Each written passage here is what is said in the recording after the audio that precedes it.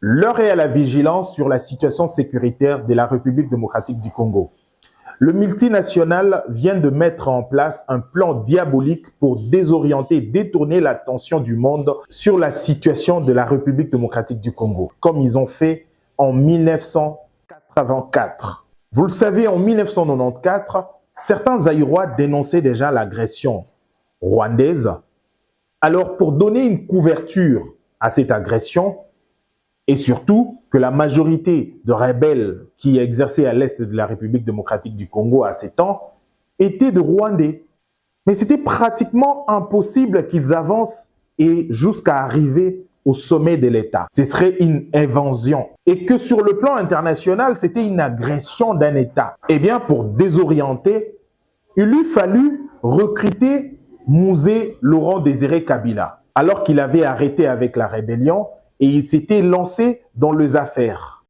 James Kabarebe et Bouguera iront donc à la rencontre de Mouzé Kabila pour le prêter de béquilles et surtout le présenter à l'opinion internationale pour crédibiliser leur lutte, alors qu'en vrai, c'était une agression.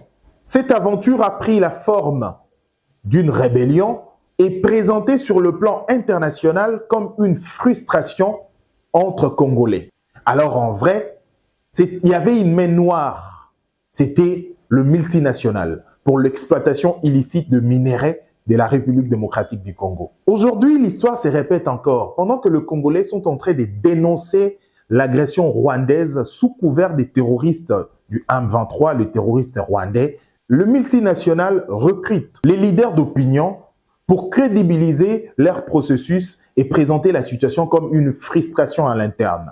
Pendant que le Congolais monte au créneau pour dénoncer l'agression rwandaise, ça paraît bizarre que l'ancien président de la commission électorale indépendante s'aligne derrière le terroriste rwandais du M23. L'objectif, c'est de crédibiliser le mouvement terroriste rwandais, le M23, qui tue d'ailleurs à l'est de la République démocratique du Congo.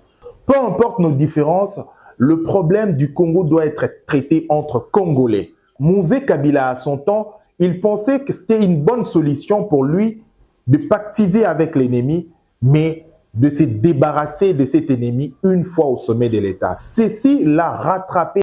L'ennemi veut passer à la vitesse supérieure pour effacer la République démocratique du Congo. Nous ne devons pas nous laisser leurrer par de simples condamnations de certaines organisations qui, pour beaucoup, sont des commanditaires et d'autres ont pactisé avec l'ennemi. J'aimerais ici utiliser 3 éléments qui vont certainement vous éclairer de la situation.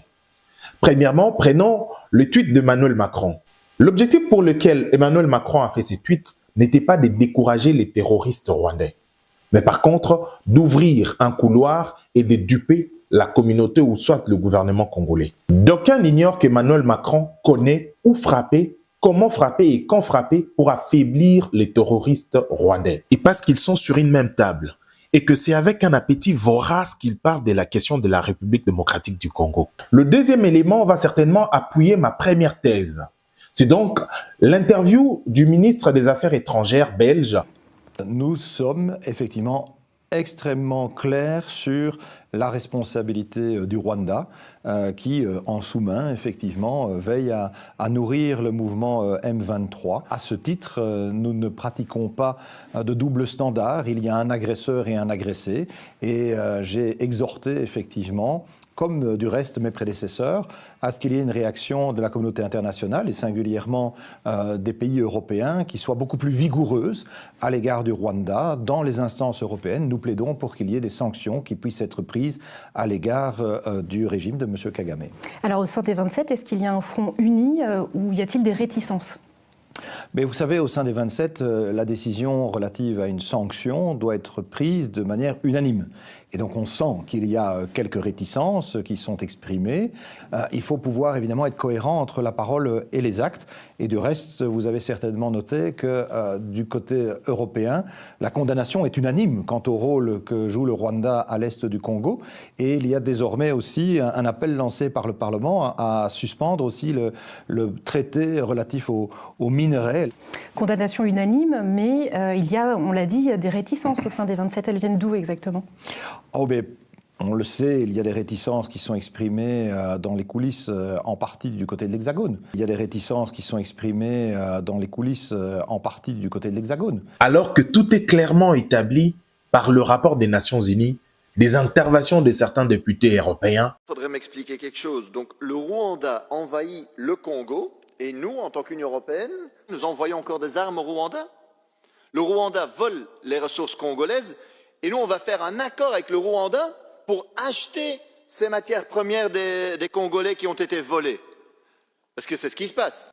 La Commission européenne a été faire cet accord avec le Rwanda, et qu'est-ce qui s'est fait 2 mois après? Le M23, ce mouvement rebelle soutenu par le Rwanda, a été conquérir la plus importante mine de coltan au Congo pour, en contrebande, voler ces ressources et les mettre sur les marchés internationaux. Donc en fait, la Commission européenne a de quelque sorte offert son feu vert aux Rwandais pour envahir le Congo. L'Europe se trouve, en d'autres mots, du côté de l'agresseur. Et tout ça pour les profits des multinationales sur les corps des Congolais.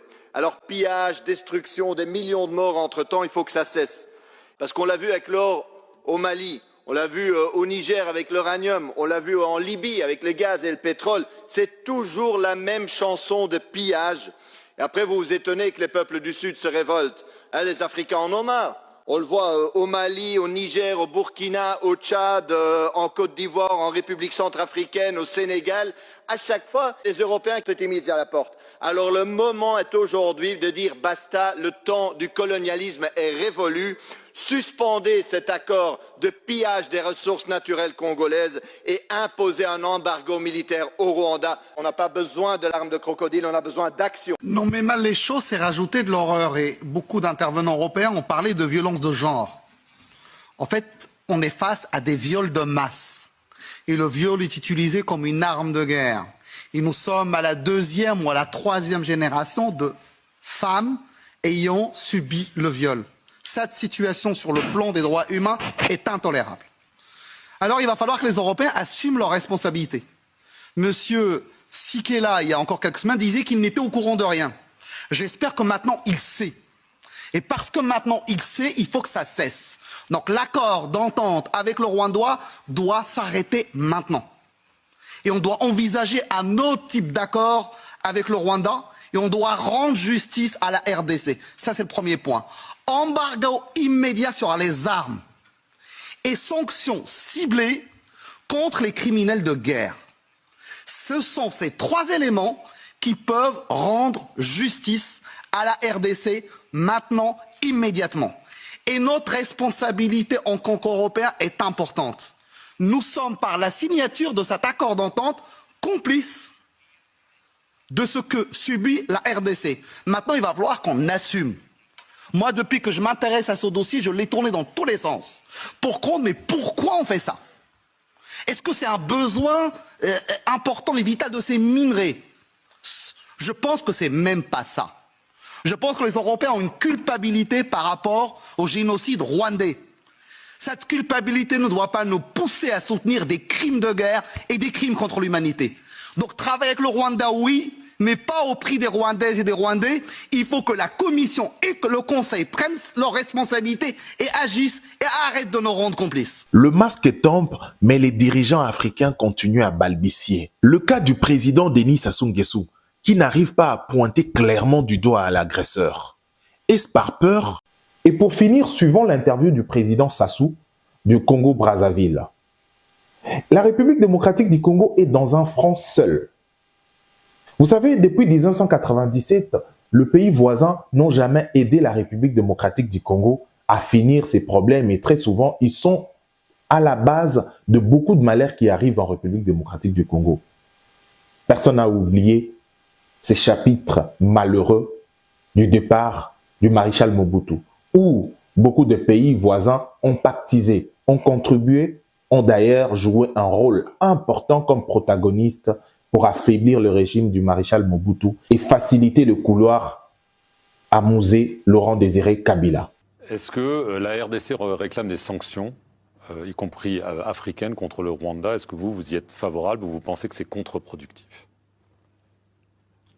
Bon, on est dans une situation de conflit. Chaque parti essaie de tirer quelques avantages. Mais pour nous, ce qui est important, c'est que le dialogue s'instaure sous une forme ou sous une autre. Donc pas de sanctions, vous n'y êtes pas favorable. J'ai bien compris. Bon, les sanctions n'ont pas toujours réglé les problèmes. Ce qui nous importe, c'est la recherche d'une vraie solution.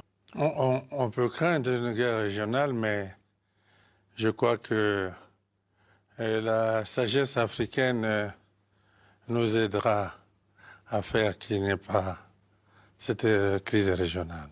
Ces pays n'ont pas peur du Rwanda étant qu'État, mais par contre, ils ont peur de Paul Kagame pour le rôle qu'il joue étant marionnette de la communauté internationale.